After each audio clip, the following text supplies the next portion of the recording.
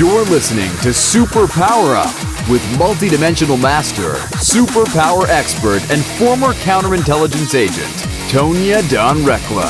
If you're ready to disrupt reality, then sit down, strap in, and prepare to experience the show that proves there is no spoon. Hello, everyone. This is Tonya Dawn Recla, your superpower expert, and I am delighted to share with you just a wonderful wealth of information about some concepts that a lot of you struggle with, of like, how do we, like, these minds, like, we're all very, very, very smart, intelligent people. And sometimes that's our biggest hiccup, right, in this development evolution game. So I'm really excited to bring in this conversation. Ani Anderson embodies this sense of everything from, like, what is the mindset piece and how do we kind of talk about that in ways that make sense, right? We like our boxes and our constructs, and kind of make sense of something so that we can really utilize each one of those components in a way that heightens our evolution. We're here at Superpower Experts. We're big fans of taking advantage of our resources. Is how I'll frame it. Excuse me. So Ani Anderson is the author of Find Your Soul's Agenda, and she does a lot of work in the sensation-based mindset. And so I really appreciate some of the terms and the terminology that she uses that's subtly different than our curriculum, and it really illuminates some of these differences that you've heard us talk about. So this is really gearing up to be a phenomenal conversation here, and I'm excited to have you all along for the ride. Please join me in welcoming Ani to the show. Welcome, Ani. Oh, thank you so much. I'm so glad to be here today. We're excited to have you. I am very excited about this conversation. But before we get into the yummy gooiness of it, let's start with the exciting question of, what are your superpowers? So I have two that really came to mind, and one of them was really developed through years and years of study, and that's that I have a superpower as a body-mind expert, and we're going to talk more about that for sure.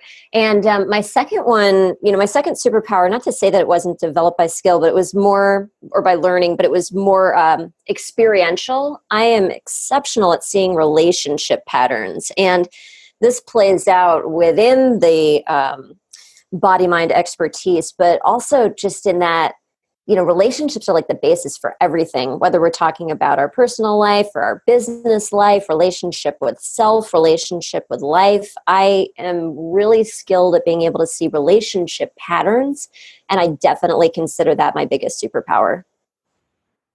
Beautiful. I love that. And I love that you referenced that relationship to self too. We refer to as the internal external game. And we're big believers that what the projection shows us is the replication of what's happening internally. And if you use that approach, right, if you look at the relationship to self and the relationship to others, it's a really rich environment to grow in a solid, kind of efficient manner. Right. If we can systemize growth, then we're going to do it, by golly. Yeah, no kidding. Yeah, you're absolutely right. I mean, it's that relationship to self that's really at the basis of all relationships. And, the more systemized we can be around it to learn how we can really do that to shift our external reality is power.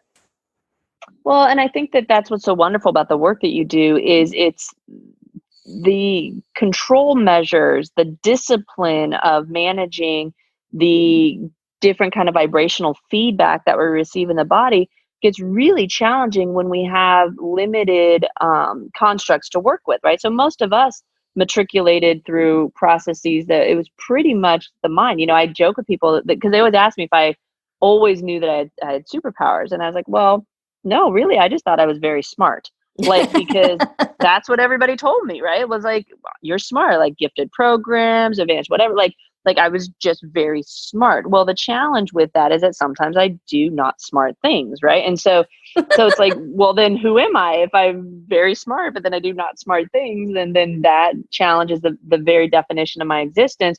And on top of that, it wasn't intellect that I was really leaning on, but no one even suggested that it might be something different, right? Yeah. Do we have language to describe what that is? No, like and that's what's so fun about this game, I think, right now, of like, and I don't know about you, but I was really resistant to developing constructs around it, because it was like, well, but this is unique, and it's and it took me probably 20 solid years of working in this material to be willing to say, okay, I think we're seeing some patterns here. like I think we can call this out in a way that's not disingenuous to the real personal, unique experience everybody gets to have with it, but as foundational principles.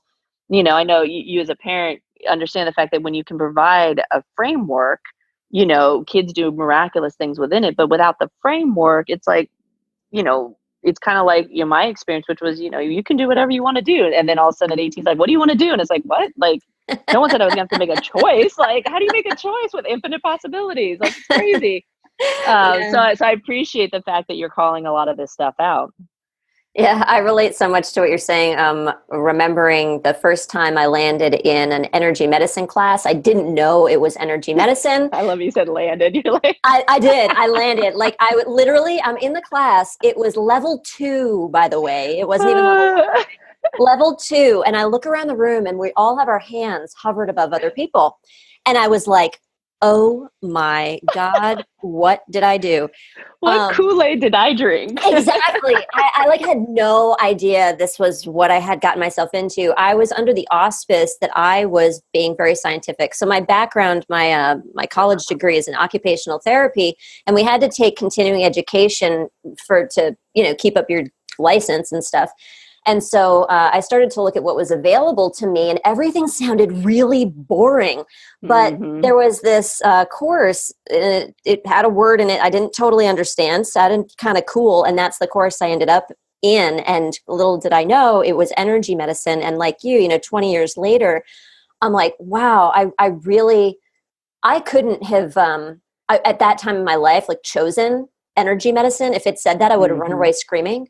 But my professional life has been learning and understanding and integrating energy medicine principles in a way that's very practical for people, so they can understand and systemize what I do. It used to be I was the person who was a great intuitive healer, and finally that really frustrated me, because if that's me and there's no system behind what I'm doing, I can't teach other people.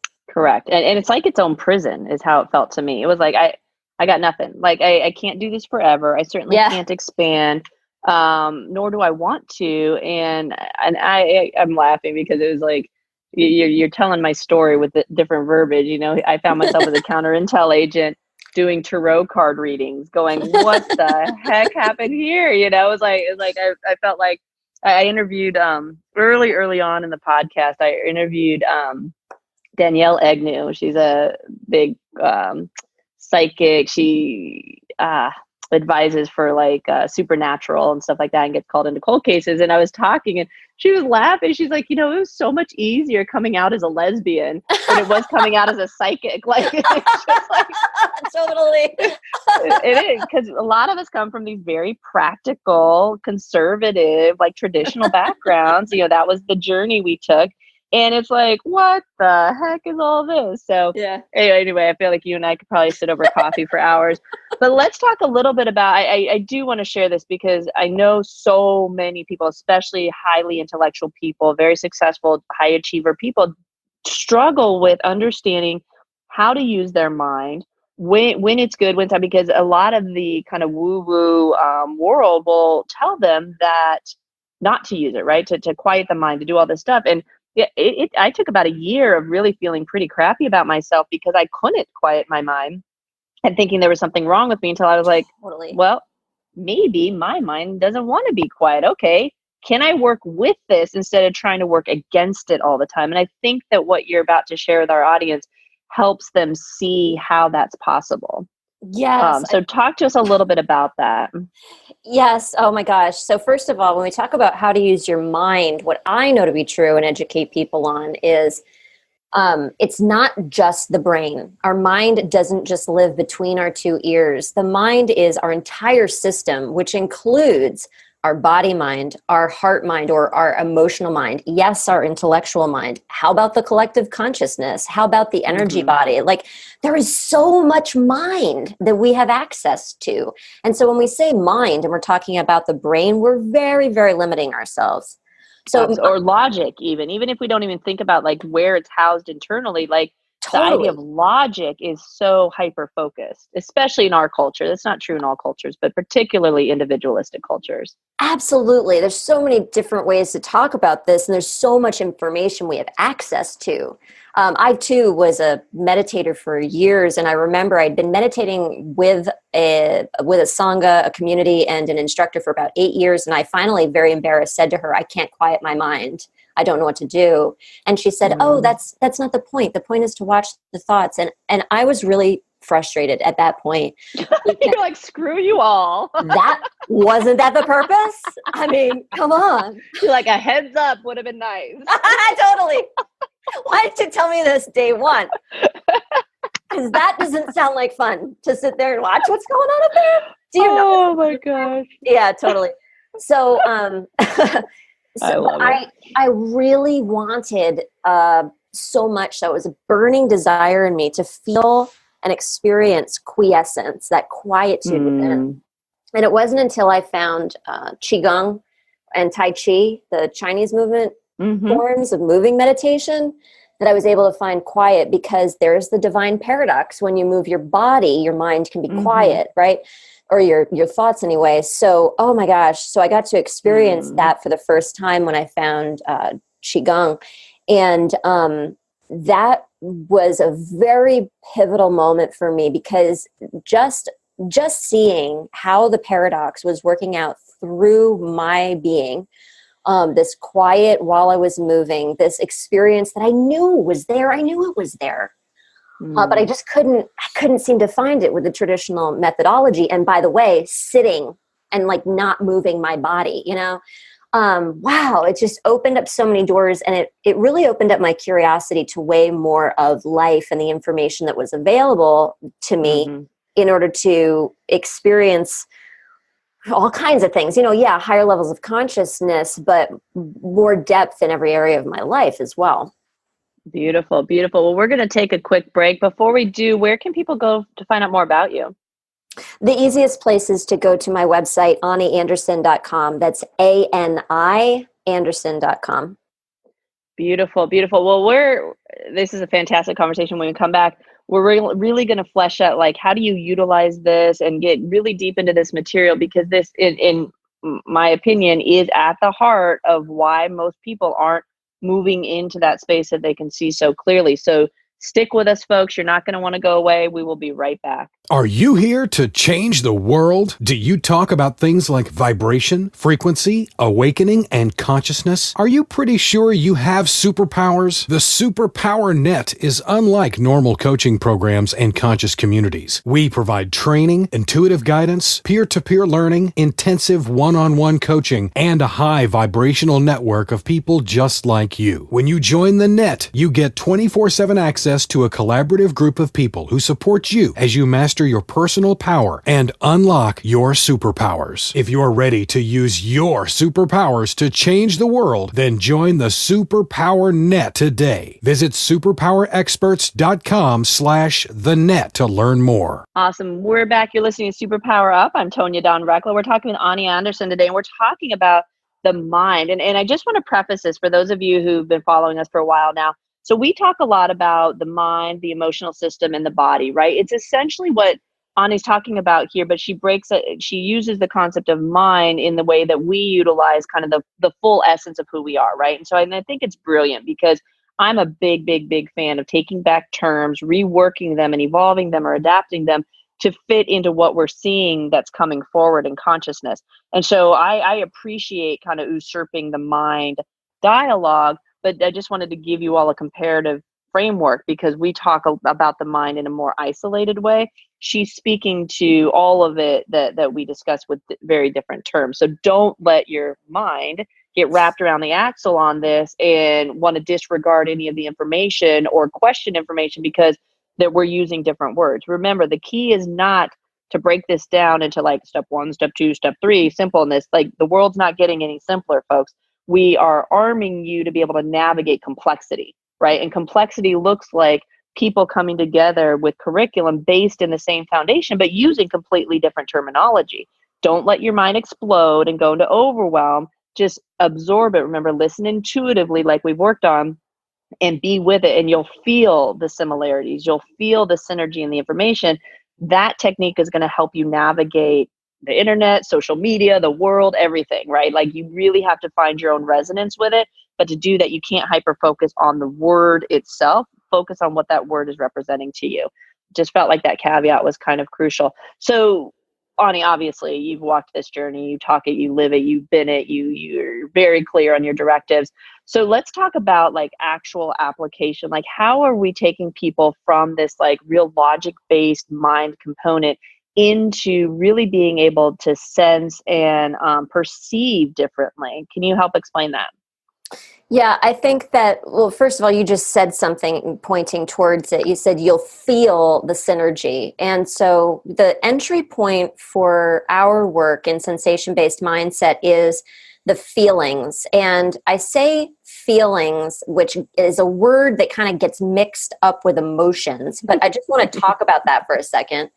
So we talk about how emotions are two things all woven together. An emotion is a thought and it's a sensation all at the same time. So to say that, thoughts are different from emotions, well, thoughts are actually part of emotions in our philosophy.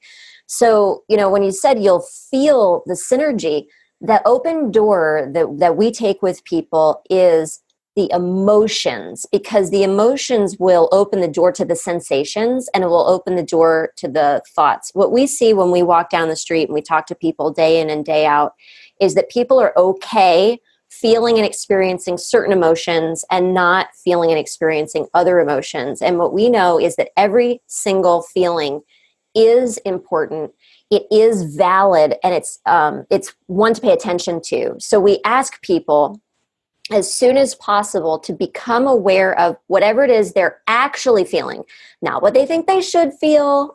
Mm-hmm. Not the what their story mother on top felt, of it. not the story. What do you actually feel? And that honesty with the actual feelings, or I'll say the actual emotion, we then break down into the sensory component, because when we do that, we're dealing with the raw data of the nervous system. When we deal with the raw data of the nervous system, we can get to the heart of it super, super quick. So for us, everything is about talking to people about how they actually feel and really being honest about that and starting to put language around it. Because for most people, for like 99.9% of the people I talk to, their language around their sensations is it's just horrible. Like there's like no language around it. People don't know how to talk about it. Well, and you'll love this story. So when Neva was little, she would go almost immediately into like full on anger, right? And it was like, okay, what's happening here? And so we worked with her to feel the sadness, right? We just said, keep it at sad. Like your feelings got hurt and the protective mechanisms kicked in, and now you have this reactionary emotion. So let's just keep it at sad. Let's call out sad, right?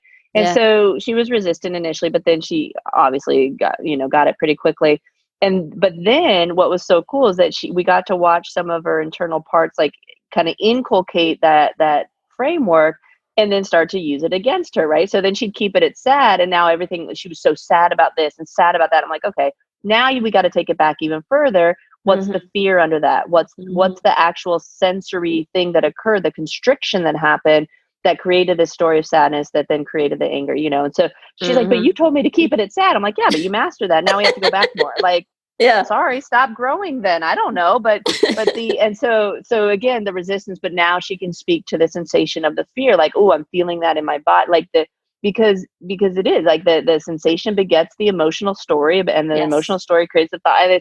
And in our world too, in the superpower stuff, part of the big challenge is if you're a pure empath, then you're bringing in everybody else's emotional stories. If you're a mind reader, if you're predisposed to mind reading, you're bringing in everybody else's stories and thoughts about that. And so really giving yourself permission to be a little bit discerning. But the second we internalize it, now it's your problem. Like you just put it in your body, like keep it off of you, like keep it out in the middle, keep it away from you. But we train people to sock it away, to store like all these little pockets that we carry of shame and guilt and trauma. And it's like, just stop owning it. Like treat it like the cloud. Go store it on the cloud. Like you don't need to put it on your internal hard drive, just put it out there. Totally.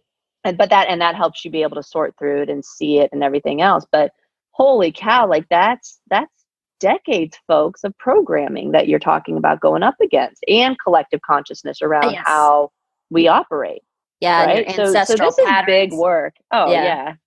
Yeah. Yeah. Let's not get into the way woo woo, like past lives and parallel lives and Right. multiverses. And I mean, we could go on for days, but I appreciate the fact that you're able to speak to some really high level components and make it very, very practical, because I'm sure you're coming up against what we are.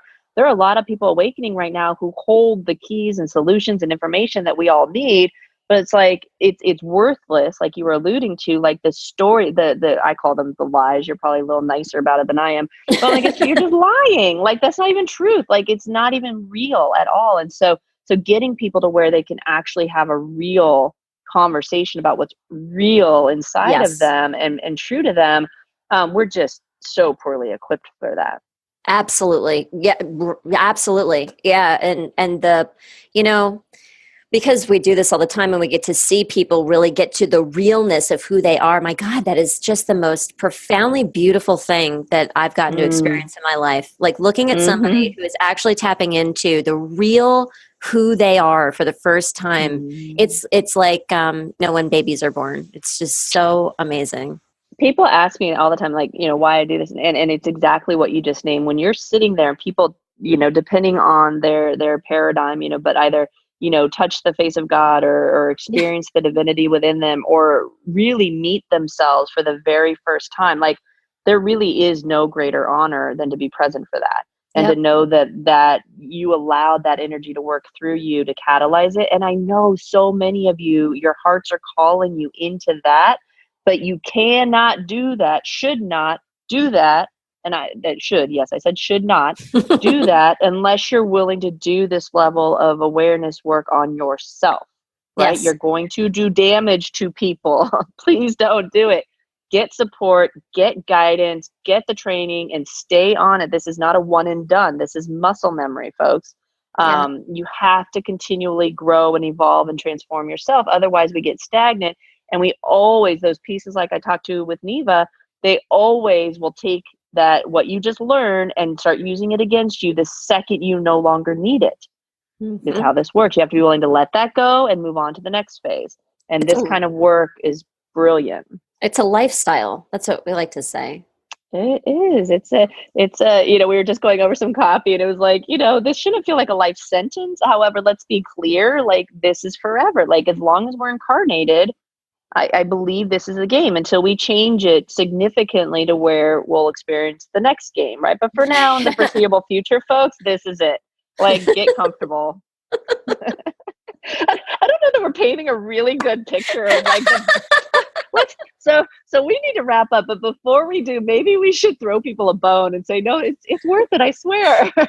It is so worth it. Oh my gosh. It's so worth it. The range of emotion works in both directions. So the depths that you're willing to go will dictate the joys and the love that you can feel because you've gone to the depths. And it's been my experience, I don't know about you, that the more you're willing to be okay and really just totally willing to go to the depths, you get to experience the love and the joy more often. So it's so worth it. Well, and I'll throw out another nugget. So the way I explain my life to people is, look, I'm on call to the universe, right? When the universe calls, I've agreed to respond, and I've agreed to respond in such a way that allows that energy to operate through me. And I've also agreed in that to continue to do the work on myself, so that when I am called into more and more potentially challenging situations, that I'm equipped to still allow that energy to work through me. And in exchange for that, for the most part, I get to operate with unlimited resources and create all kinds of fun things and get to play in the world. But if I don't do that piece of it, the work on myself, and I go into resistance or fear when I'm called, then I get to look at all the reasons why I'm not interested in doing that. And it's a fun little game I get to play with the divine. That's, when people talk about manifestation and the abundance and everything else, you truly can experience, but folks, it comes at a price. And the price is this work. Like you have to be willing to attend to this, to stay with it, and to operate in that fashion because you are modeling that for other people. And as you know, we've made no secrets about it as Superpower X, which we take that very seriously, right? There's a responsibility component. With great power comes great responsibility. Ani, you are delightful. I love the work you're doing in the world. I appreciate the conversation. I wonder how many more conversations we have together. I don't know. People may not be listening anymore now. They're like, oh, forget these people. Like, it's too much. Too much, people. Make it fun. I know what we can do next. We'll gamify it. Let's Sounds make good. Like the next Pokemon Go. Yeah. But we'll do it with with personal growth. We're gonna do this. Go. It's a thing. I love it.